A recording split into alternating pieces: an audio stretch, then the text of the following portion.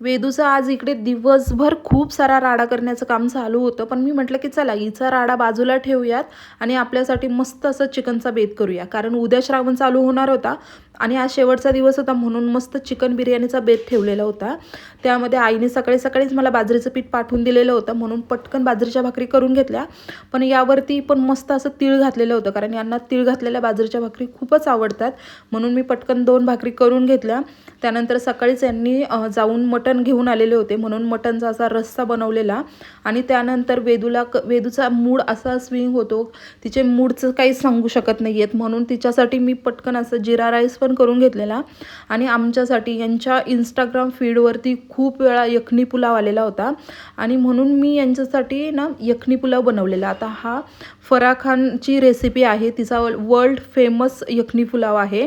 म्हणून मी हाच पुलाव करायला घेतलेला, कारण यांचं खूप दिवस चाललेलं की मला हा पुलाव खायचा आहे म्हणून यखनी पुलाव करायला घेतला आणि खरंच सांगते खूप मस्त झालेला। मी फर्स्ट टाइम केलेला